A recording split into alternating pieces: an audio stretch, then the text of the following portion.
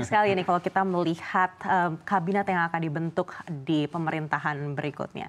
Ekspektasi Anda sebagai pelaku usaha seperti apa? Mungkin Pak Jadi terlebih dulu. Ya, makasih Mbak. Salam hormat kepada semua pemirsa CNBC. Selamat menunaikan ibadah puasa di bulan Ramadan, kusuk, semua dapat terlaksana dengan baik.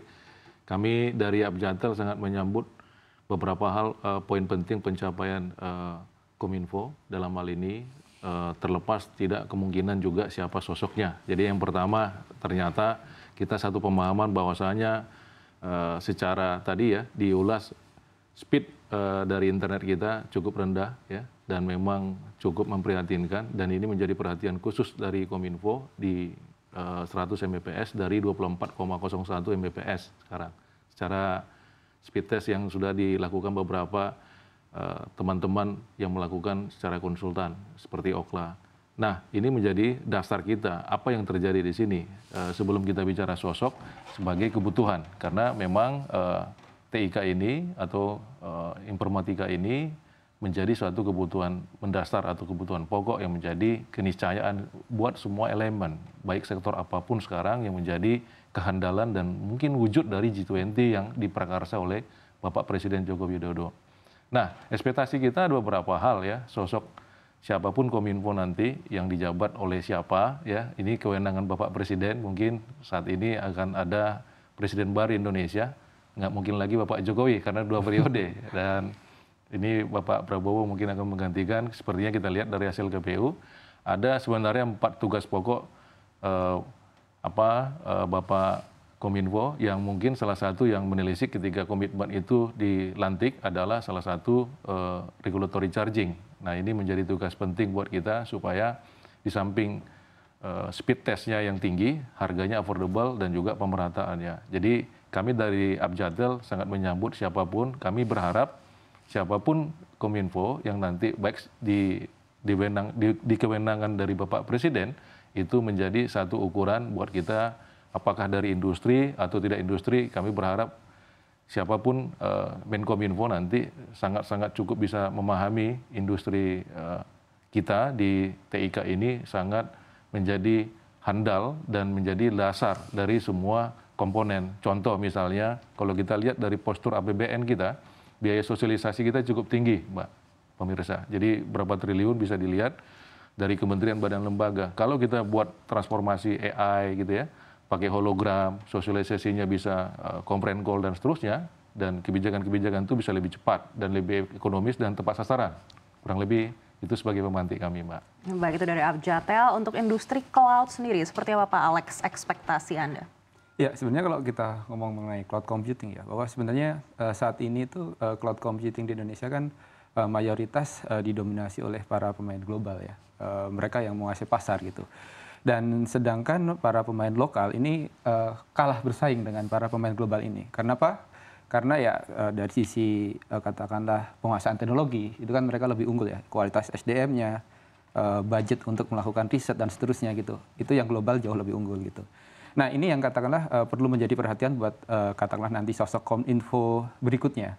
Tidak hanya terkait dengan cloud sebenarnya, tapi terkait dengan teknologi yang lainnya. Jangan sampai nanti ketika kita tidak punya katakanlah dukungan kepada para pemain lokal, itu justru para pemain lokal ini akan kalah bersaing gitu. Itu yang sudah terjadi di industri cloud. Ya, jangan sampai nanti industri lain juga mengalami hal yang serupa. Nah, pentingnya katakanlah same level playing field antara para pemain lokal dengan para pemain global, ini yang harus dipikirkan.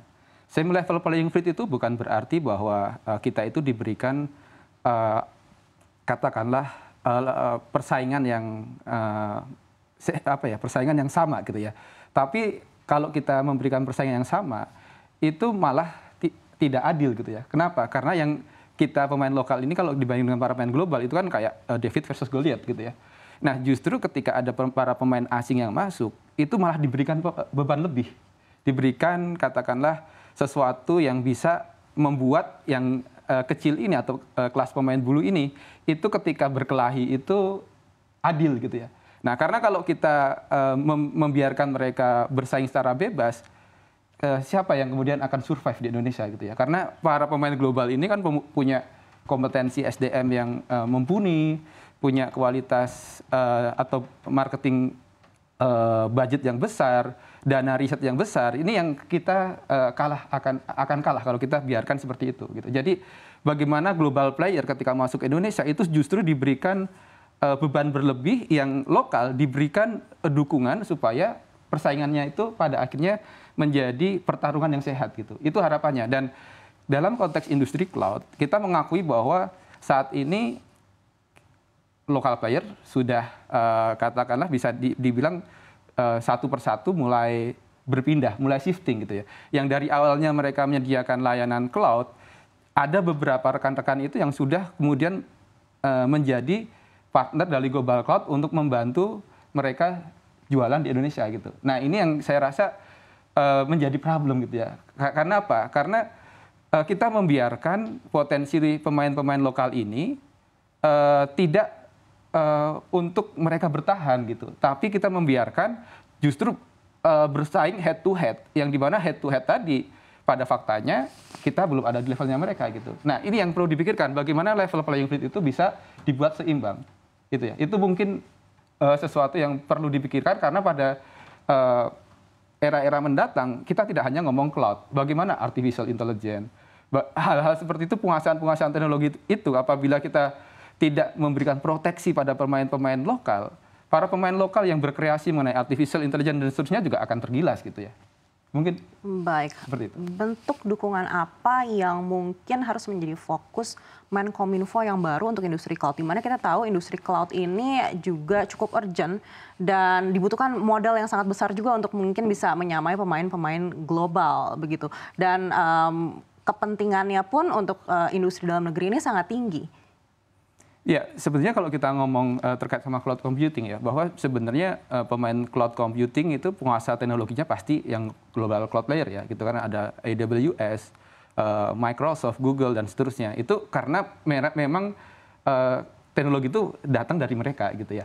Nah, kita di Indonesia ini kan katakanlah secara penguasaan teknologi kan memang tertinggal daripada mereka gitu ya. Nah ini yang katakanlah perlu bagaimana dukungan regulasi yang akan bisa menguntungkan para pemain lokal gitu.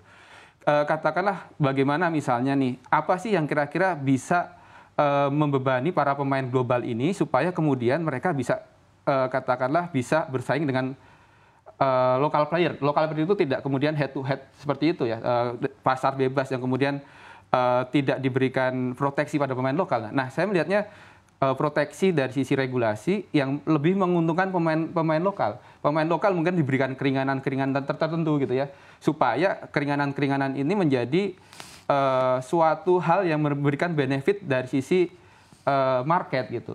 Nah, ataupun juga katakanlah untuk hal-hal tertentu misalnya mewajibkan para kementerian ataupun lembaga dan seterusnya itu menggunakan misalnya local cloud player misalnya, ataupun paling tidak global cloud yang bekerja sama dengan local cloud player gitu ya. Jadi jangan sampai pada akhirnya infrastruktur digital kita yang pada akhirnya kita tahu bahwa cloud itu adalah fondasi dari infrastruktur digital itu dikuasai oleh asing semuanya gitu.